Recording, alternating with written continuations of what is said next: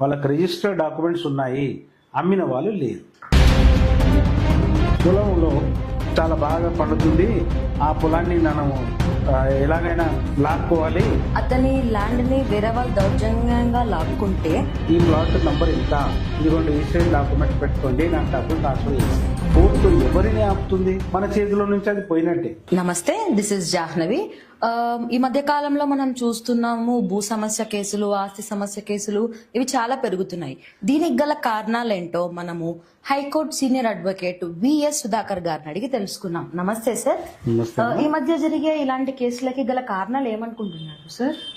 Yes, భూ సమస్యలు, ఆస్తి సమస్యలు అన్నారు మీరు. భూ సమస్యలు అనగా మనకి ఒక పొలం ఉందనుకున్నాం.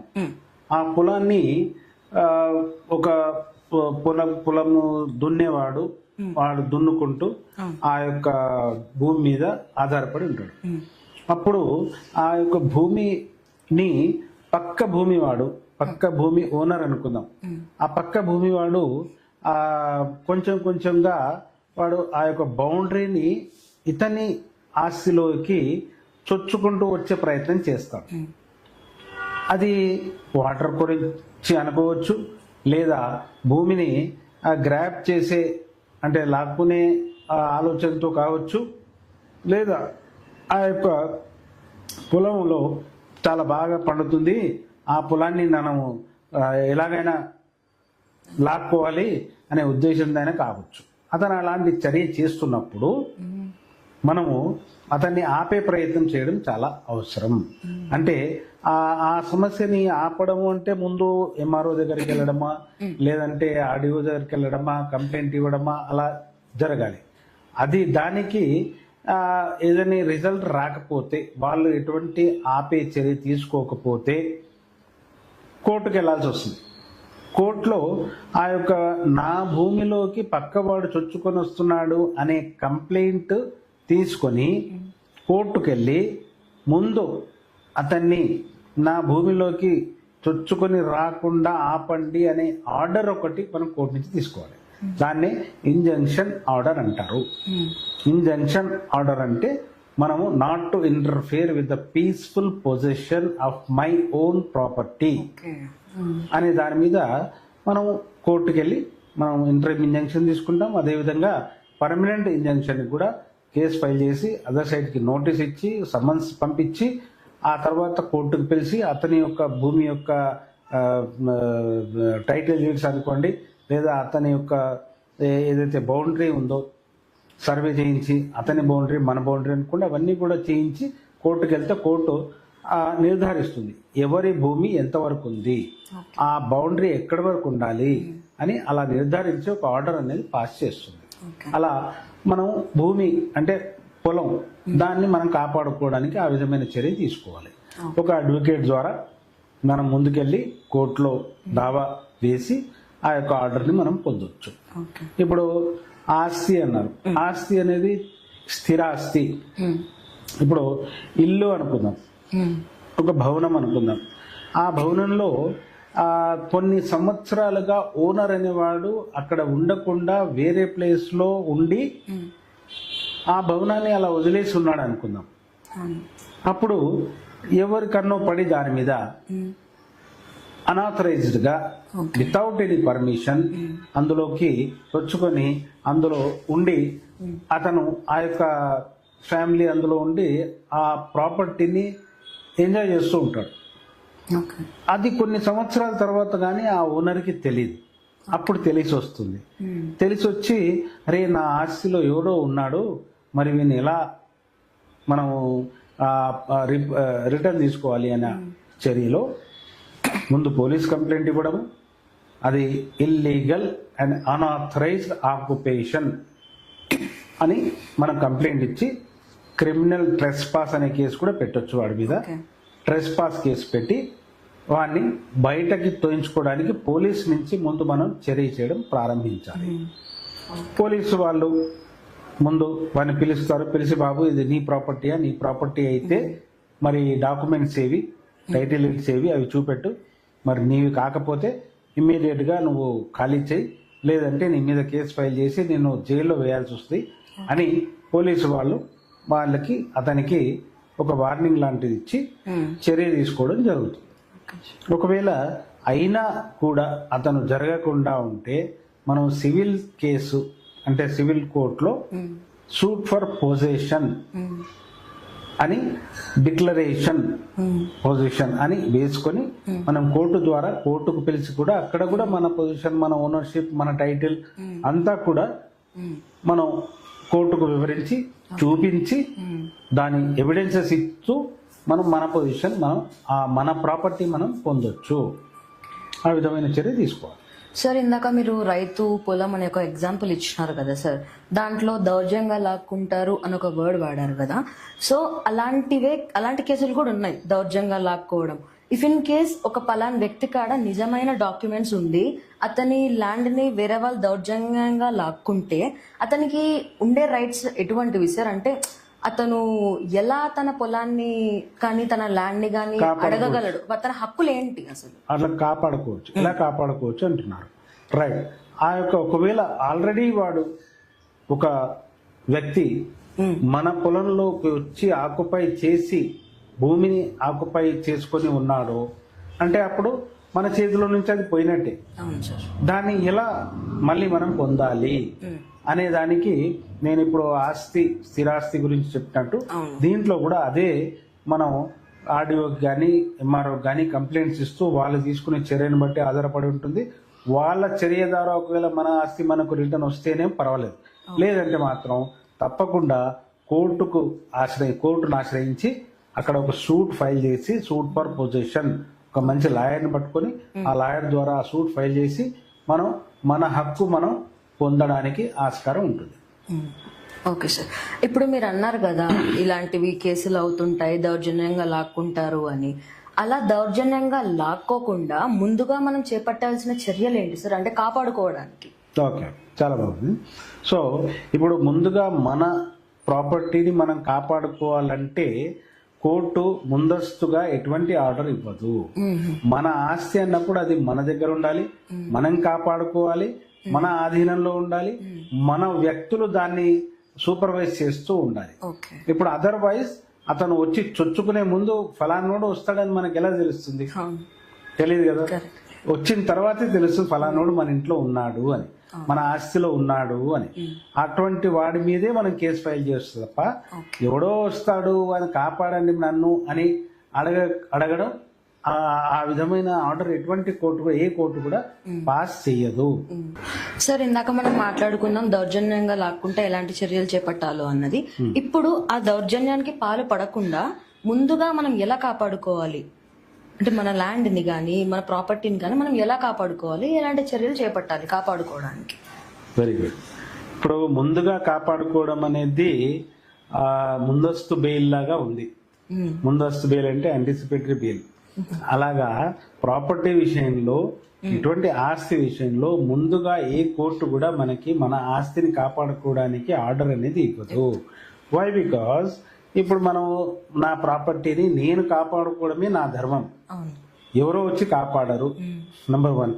నంబర్ 2 ఏంటంటే ఎవరు వస్తున్నారు నీ ప్రాపర్టీని దోచుకోవడానికి అని చెప్పకుండా కోర్టు ఎవరిని ఆపుతుంది, ఎవరి మీద ఆర్డర్ ఇస్తుంది? అలా కాబట్టి ఆ యొక్క ఆర్డర్ అటువంటి ఆర్డర్ తీసుకునే అదైతే లేదు ఎక్కడ కూడా. ఏ కోర్టు కూడా అటువంటి ఆర్డర్ అనేది పాస్ చేయలేదు. ఎప్పుడైతే ఎవరు నీ ప్రాపర్టీకి దూచుకొని వచ్చారో, ఎవరు నీ ప్రాపర్టీని గ్రాప్ చేయాలని ట్రై చేస్తున్నారు, ఎవరు నీ ప్రాపర్టీ మీద ఉన్నారు అని నిర్ధారణ అయ్యే వరకు మనం కోర్టుకు వెళ్ళి ఎటువంటి ఆర్డర్ అడగడానికి వీలు లేదు. ఈవెన్ స్థిరాస్తి, ఇల్లు ఆస్తి కానివ్వండి లేదా భూమి కానివ్వండి, మనం పర్టికులర్ మనిషి మీదనే మనం కేసు వేయగలం. ఇప్పుడు ల్యాండ్ లాంటి ప్లాట్స్ ఉంటాయి కదా సార్, ప్లాట్స్ ఇప్పుడు ఒకరు మనకి అమ్ముతుంటారు, రిజిస్ట్రేషన్ చేసుకున్నా కూడా ఇల్లీగల్ గా అయిపోతుంది లాస్ట్ కి. ఎలా అంటే చెప్పకుండా అమ్మేయడం కానీ ఇలాంటివి జరుగుతున్నాయి. పాపం మిడిల్ క్లాస్ వాళ్ళు కానీ రిటైర్ అయిన వాళ్ళు కానీ ఇదే ఇన్వెస్ట్మెంట్ గా పెట్టుకొని వాళ్ళ హోల్ లైఫ్ కి వచ్చిన సేవింగ్స్ ని మొత్తం దీంట్లో ఇన్వెస్ట్ చేస్తారు. అలాంటప్పుడు వీళ్ళకి నష్టం జరుగుతుంది కదా సార్, వీళ్ళు ఎలాంటి చర్యలు చేపట్టాలి? కరెక్ట్. ఇప్పుడు నా దగ్గర ఉన్న ఒక 2-3 కేసెస్ ఉన్నాయి ఇటువంటివి. కొంతమంది సీనియర్ సిటిజన్స్ అనుకోండి, వాళ్ళు సర్వీస్ లో ఉన్నప్పుడు వాళ్ళకు వచ్చిన బెనిఫిట్స్ని తీసుకొని ఫలానా దగ్గర కొన్ని ప్లాట్స్ ఉన్నాయి అని ఒకరు చెప్తే అందులో గొర్రెల మందలాగా అందరు వెళ్ళి దాంట్లోనే ప్లాట్ కొనడము, కొనేసి వాళ్ళు వెళ్లకుండా ఆ యొక్క ఏజెంట్సే డబ్బు తీసుకొని డాక్యుమెంట్ తెచ్చి వీళ్ళకి ఇచ్చేయడము, వీళ్ళు తీసుకొని అల్మారాలో పెట్టుకోవడము. నాకు ఒక ప్లాట్ ఉంది, నాకు 2 ప్లాట్లు ఉన్నాయి అనుకొని అదే భ్రమలో ఉంటారు కొన్ని సంవత్సరాలు కూడా. అయితే ఎప్పుడైతే వీళ్ళకి ఆ ప్లాట్ మీద వచ్చే బెనిఫిట్స్ అవసరం అవుతాయో, ఫర్ ఎగ్జాంపుల్ అమ్మాయి మ్యారేజ్ చేయాలి, మ్యారేజ్ చేయాలంటే డబ్బు అవసరం ఉంటే నాకు ప్లాట్ ఉంది కదా అక్కడ, అది అమ్మేద్దాం, అమ్మేసి ఆ డబ్బుతో పెళ్లి చేసేద్దామనే ఆలోచనలో ఉంటారు.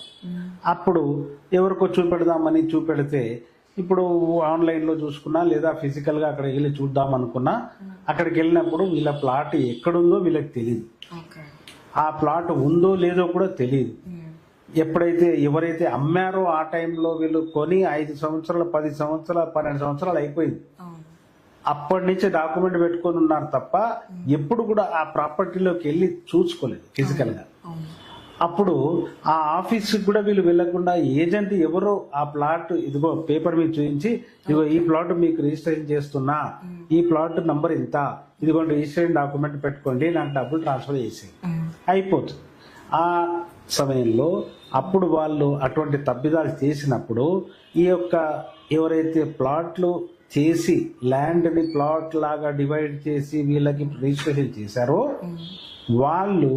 వాళ్ళే అయినా మళ్ళీ అదే లేఅవుట్ని రివైజ్ చేసి వేరే వాళ్ళకి కూడా అమ్మిన రోజులు ఉన్నాయి, అమ్మారు కూడా.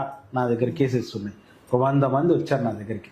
ఆ 100 మందికి వాళ్ళ డాక్యుమెంట్స్ చూస్తే రియల్గా వాళ్ళు కొన్నదే, వాళ్ళకి రిజిస్టర్డ్ డాక్యుమెంట్స్ ఉన్నాయి, అమ్మిన వాళ్ళు లేదు, ఎక్కడున్నారో తెలియదు, వాళ్ళ ఆఫీసు లేదు, మనిషి లేడు. ఇప్పుడు వాళ్ళని ఏం చేయాలి? వెతకాలి. పోలీస్ కంప్లైంట్లు ఇచ్చాము, వెతుకుతుంటే ఎవడో ఒకడు దొరికాడు ఏజెంట్, దాని ద్వారా మేము వాడిని కూపీ లాగే ప్రయత్నం చేస్తున్నాము. అప్పుడు ఇది వాళ్ళకి న్యాయం చేసినట్టు అవుతుంది, సహాయం చేసినట్టు అవుతుంది అన్న ఉద్దేశంతో నేను ఆ కేసు తీసుకొని నేను ఫైల్ చేసి నడిపిస్తున్నా. అది క్రిమినల్ కేసెస్. సివిల్ కేసు అయితే ఇప్పుడు వాడు దొరికేంత వరకు సివిల్ కేసు వేయడానికి వీల్లేదు. బట్ ఎవడైతే అమ్మినాడో వాళ్ళు ఏం చేస్తున్నారంటే, ఇప్పుడు ఒక 100 ఎకరాల లేఅవుట్ చేస్తారు. 100 ఎకరాలలో ఒక మధ్యలో 10 ఎకరాలు మాత్రమే వాళ్ళు రియల్గా కొన్నది ఉంటుంది. మిగతా 90 ఎకరాలు కూడా కొంత దాంట్లో ప్రభుత్వ ఆస్తి ఉంటుంది, ప్రభుత్వ భూమి ఉంటుంది, కొంత అసలు కొనంది అగ్రిమెంట్ చేసుకున్నది ఉంటుంది, కొంత వేరే వాడిది ఉంటుంది. వాళ్ళు రారు, అవన్నిటిని కూడా లేఅవుట్ చేసేసి పేపర్లో చూపించి వాళ్ళు అమ్మేస్తున్నారు. కొనేవాడు పాపం అక్కడికి పోలేక, చూడలేక, టైం లేక, ఆఫీసు వాడికి ఇల్లు అదే ఉంటుంది, నా దగ్గర డబ్బు ఉంది, నేను ఆస్తి కొన్నాను అనుకుంటాడు తప్ప అప్పుడు ఆ టైంలో కొనేసి అక్కడ పెట్టాడు. ఇప్పుడు వాళ్ళకి అవసరం వచ్చినప్పుడు చూస్తే ఆ ప్లాట్ అక్కడ లేదు, ఆస్తి లేదు, లేఅవుట్ శాంక్షన్ లేదు, ఆ ప్రాపర్టీ డాక్యుమెంట్స్ వీళ్ళ దగ్గర లేవు, అసలు పట్టేదారు ఎవడో తెలియదు, ఆ పట్టేదారు పట్టా ల్యాండా గవర్నమెంట్ ల్యాండా కూడా వీళ్ళకి తెలియదు. అట్లాంటివన్నీ కూడా నేను వాటిని అన్ని క్షుణ్ణంగా గవర్నమెంట్ రికార్డ్స్ ప్లస్ ఆ అమ్మిన వాడి రికార్డ్స్ అవన్నీ తీసుకొని వాటి మీద నేను పరిశీలి చేస్తున్నాను. ఓకే సార్, మీరు ఇప్పుడు చెప్పే దాంట్లో నాకు నిజంగా ఒక డౌట్ వచ్చింది. ఏంటంటే ఇప్పుడు కొంచెం ల్యాండ్ ఉంటుంది కదా సార్, ఎవరిదన్నా ఇప్పుడు పలానా పర్సన్ రాము అనుకోండి, రాము అనే పర్సన్ కి కొంచెం ల్యాండ్ ఉంది, ఆయన ఒక ఎన్ఆర్ఐ అనమాట, అక్కడికి వెళ్ళి చదువుకొని అక్కడ సెటిల్ అయిపోయి ఉంటాడు. ఒరిజినల్ డాక్యుమెంట్స్ దగ్గర రాము అనే వ్యక్తి దగ్గరే ఉంటాయి, కానీ ఈ ల్యాండ్ అన్నది వేరే వాళ్ళు ఎవరైనా కబ్జా చేసి డూప్లికేట్ డాక్యుమెంట్లు క్రియేట్ చేసుకొని ఈ డూప్లికేట్ డాక్యుమెంట్లు క్రియేట్ చేసుకున్న వాళ్ళ మీద రాము వచ్చి ఏమైనా కేసు వేయొచ్చా? ఇండియాలో ఒక ఎన్ఆర్ఐ గా కేసు వేయొచ్చా? డెఫినెట్లీ వేయొచ్చు. ఎందుకంటే ఒరిజినల్ గా కొన్నది ఎవరు? మీ రాము కదా. కొని అతని దగ్గర డాక్యుమెంట్ పెట్టుకొని నా దగ్గర భూమి ఉంది అని అనుకొని అక్కడికి వెళ్ళాడు. ఓకే, ఆఫ్టర్ దట్ అతను ఇక్కడికి వచ్చి చూస్తే ఆ భూమి ఎక్కడుందో తెలియదు, కనబడడం లేదు, ఎవరో ప్లాట్లు చేసుకున్నారు, ఇల్లు కట్టుకున్నారు, ఏదో చేసుకున్నారు, అదే ఇతని భూమి లేదు. సో ఇతను దానికి సర్వేకి పెట్టుకొని, ల్యాండ్ సర్వేకి పెట్టుకొని, ఫలానా దగ్గర నా ల్యాండ్ ఉండింది, ఇది నా డాక్యుమెంట్ అని పెట్టుకొని, ఆ తర్వాత ఆ యొక్క ల్యాండ్ నాది అని డిక్లరేషన్ ఆఫ్ టైటిల్ డీడ్ అనే సూట్ ఫైల్ చేసుకొని ఎంతమంది అయితే అక్కడ ఆక్యుపేషన్లు ఉన్నారో అంతమందికి నోటీసులు పంపించి ఓకే వాళ్ళందరినీ కోర్టుకు పిలిచి వాళ్ళు ఎవరి దగ్గర కొన్నారు అంటే ఫలానా వ్యక్తి దగ్గర కొన్నాము అంటారు. ఆ ఫలానా వ్యక్తి దగ్గర మరి టైటిల్ ఉందా లేదు అడుగుతుంది కోర్టు. ఓకే ఉంది సార్ అని మీరు చెప్పినట్టు డూప్లికేట్ డాక్యుమెంట్ చూపిస్తారు. ఓకే ఆ డూప్లికేట్ డాక్యుమెంట్ ఎప్పటిది? ఈ రాము కొన్న డాక్యుమెంట్ తర్వాత, అవునవును తర్వాత రాము కంటే ముందు కొన్నది కాదు. అవును. ఆ రాము కొన్న తర్వాత ఆ యొక్క డాక్యుమెంట్ క్రియేట్ చేసి వాడు మొత్తం అందరికీ అమ్మేసి వెళ్ళిపోయాడు. ఇప్పుడు రాము వచ్చి నాది అన్నప్పుడు డెఫినెట్ గా కోర్టులో కేసు నడుస్తుంది, కోర్టులో చెల్లుతుంది. ఆ యొక్క తర్వాత సబ్సిక్వెంట్ గా కొన్న ఓనర్స్ ఎవరున్నా కూడా నష్టపోయినట్టే. ఓకే దాని మీద బిల్డింగ్లు కట్టుకున్నా ఆ ల్యాండ్ నాది కదా, నా ల్యాండ్ మీద నువ్వు బిల్డింగ్ కట్టుకుంటే బిల్డింగ్ తీసుకెళ్ళు అంటాడు. ఓకే నువ్వు బిల్డింగ్ తీసుకెళ్ళు, నా ల్యాండ్ నాకు ఇచ్చేయి అనే ఆస్కారం ఉంటుంది. సో థ్యాంక్ యూ సార్, మీరు ఇంత వాల్యుబుల్ ఇన్ఫర్మేషన్ మాతో షేర్ చేసుకున్నందుకు. సో ఇది అన్నమాట మనకు భూ సమస్యల కేసుల మీద జరిగే రీజన్స్ ఏంటి, వాటిని ఎట్లా చర్యలు ఎలా చేపట్టాలి అన్నది సార్ నుంచి మనం నేర్చుకున్నాము. Thank you.